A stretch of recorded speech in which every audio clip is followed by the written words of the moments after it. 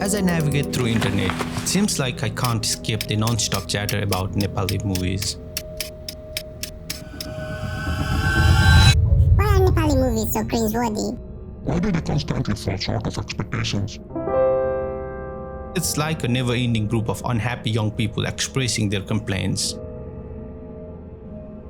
As someone who loves movies, I have indulged in countless cinematic masterpieces. Brilliant सामहरू यस सभाका brilliant चामहरू From Hitchcock's Vertigo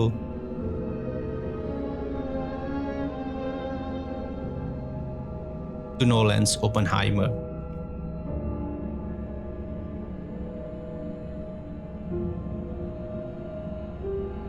Rarely do I miss the opportunity to immerse myself in a captivating story, whether in a cinema hall or the comfort of my own room. However, despite my passion for global cinema, I have often been ignorant of Nepali movies. I held the belief that they weren't worth my time, a presumption that often seemed justified.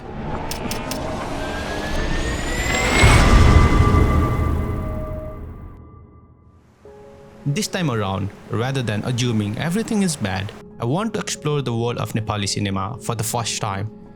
I recognize the importance of not jumping to conclusions after watching just a few movies. That's why I committed to watching 30 different films solely from Nepali filmmakers. My goal is to gain a deeper understanding of Nepali cinema.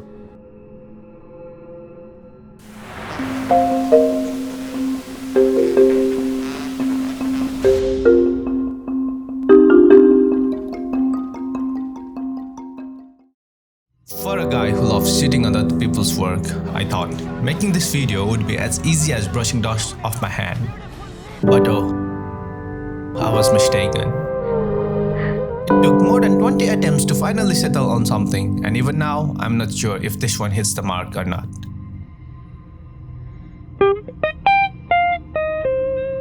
"30 different movies, 30 different opinions." However, each felt like a repeat from some Reddit thread or some blog. Now I felt like I'm just another armchair critic sipping chai and comparing Nepali movies to the Bollywood or Hollywood, laughing at underwhelming dialogues and cliché characters, This is the best hobby in the world. crying over plot holes and story structures, dreaming polished frames, and cringing at the poor editing. Don't get me wrong, I'm not saying our movies don't deserve any criticism. I just wish we could have more real discussions instead of unrealistic expectations. It felt like I was just another duck in the pond blending with the rest. You make your dreams come true.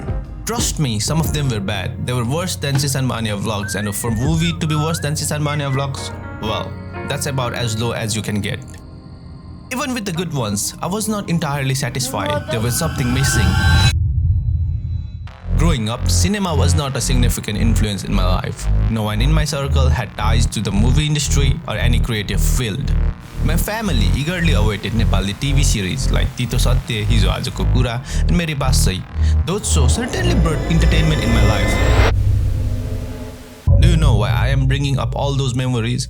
I realize even after 15 to 18 years and having watched 30 different Nepali films, the sad truth is that not much has changed. The characters are still the same. The old cliches, the story bit feels all too familiar. I'm not saying these movies are not entertaining, they absolutely are. I still find myself laughing at the same old jokes and familiar plot lines. There's a comfort in familiar, and these movies certainly provide that. I'm pretty sure there is an audience to it. While I can't speak for everyone, over the time with access to the internet, my preferences have shifted. I've come to wish more variety in Nepali films. Everyone talks about Loot, Kagbeni and White Sun as the pillar of change. While they were indeed something different and the audience desire for the change, their success stemmed more from their uniqueness than from any structural overhaul. Even with the emergence of new filmmakers, it feels like once they have their feet in the industry, they got sucked into the same gutter of old masala movies. We have yet to break free from that cycle. Making movies that challenges industry standard is a risky move for any investor, not just in Nepal, but worldwide. However, with easy access to cameras and software, I can't help but wish for a shift toward exploring different genres and storytelling approaches. Whether it's about solving mysteries, capturing a bad guy, maybe some national hero's journey, or delving into our rich history with our legendary battles. I think there's an overabundance of untapped potential waiting to be explored.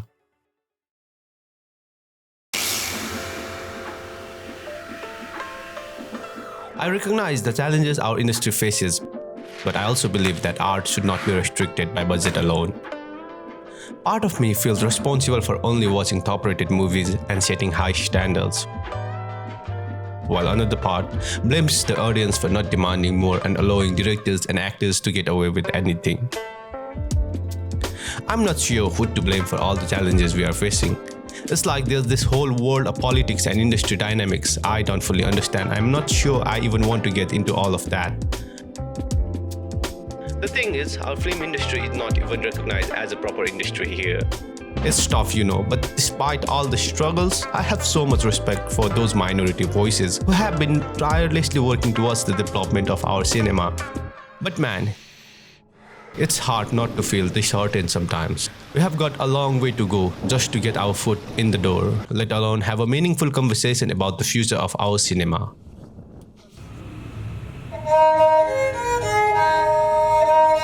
But you know what? I truly believe this new wave of filmmakers will find something special, something that will open doors for our future generations to pave their own path.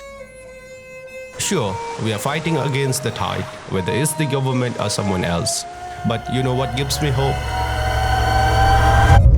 Art. Art has this incredible power to ignite something within all of us, to spark change and inspire greatness. It's going to be a journey, that's for sure. But I truly believe if we stick together and keep fighting for what we believe in, our cinema will find its place on the world stage someday. And that's something worth fighting for.